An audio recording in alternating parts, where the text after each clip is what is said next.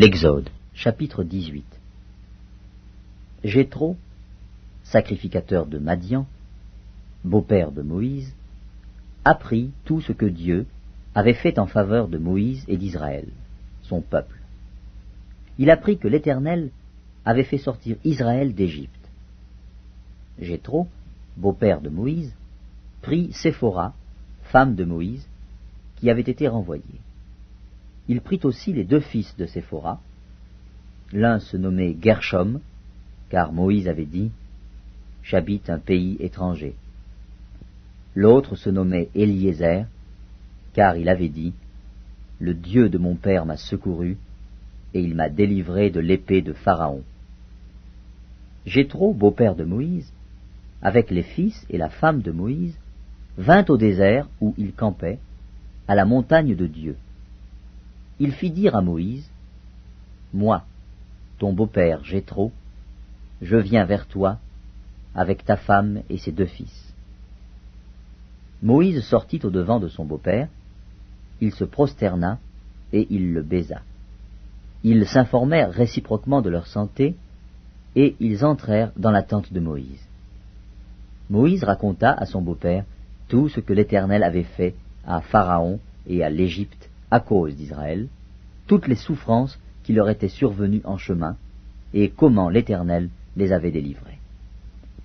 Jéthro se réjouit de tout le bien que l'Éternel avait fait à Israël, et de ce qu'il l'avait délivré de la main des Égyptiens.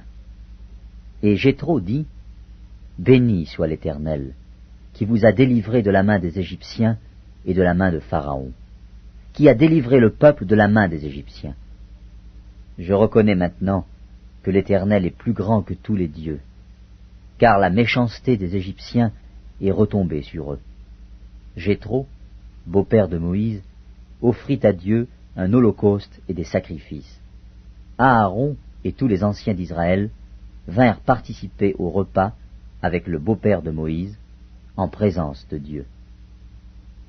Le lendemain, Moïse s'assit pour juger le peuple, et le peuple se tint devant lui, depuis le matin jusqu'au soir. Le beau-père de Moïse vit tout ce qu'il faisait pour le peuple, et il dit, « Que fais-tu là avec ce peuple? Pourquoi sièges-tu seul, et tout le peuple se tient-il devant toi, depuis le matin jusqu'au soir ?» Moïse répondit à son beau-père, « C'est que le peuple vient à moi pour consulter Dieu. Quand ils ont quelque affaire, ils viennent à moi. Je prononce entre eux, et je fais connaître les ordonnances de Dieu et ses lois. » Le beau-père de Moïse lui dit, « Ce que tu fais n'est pas bien. Tu t'épuiseras toi-même, et tu épuiseras ce peuple qui est avec toi, car la chose est au-dessus de tes forces. Tu ne pourras pas y suffire seul.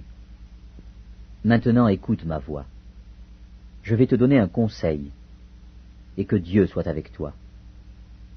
Sois l'interprète du peuple auprès de Dieu, et porte les affaires devant Dieu. Enseigne-leur les ordonnances et les lois, et fais-leur connaître le chemin qu'ils doivent suivre et ce qu'ils doivent faire.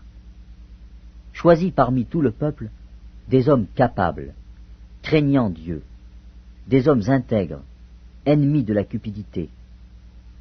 Établis-les sur eux comme chefs de 1000, chefs de 100, chefs de 50 et chefs de 10.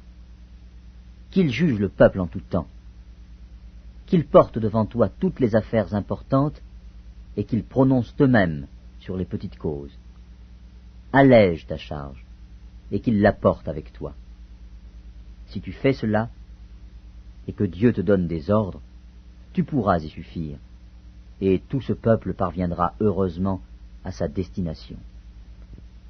Moïse écouta la voix de son beau-père et fit tout ce qu'il avait dit. Moïse choisit des hommes capables parmi tout Israël, et il les établit chefs du peuple, chefs de 1000, chefs de 100, chefs de 50 et chefs de 10. Ils jugeaient le peuple en tout temps, ils portaient devant Moïse les affaires difficiles, et ils prononçaient eux-mêmes sur toutes les petites causes. Moïse laissa partir son beau-père, Et Jéthro s'en alla dans son pays.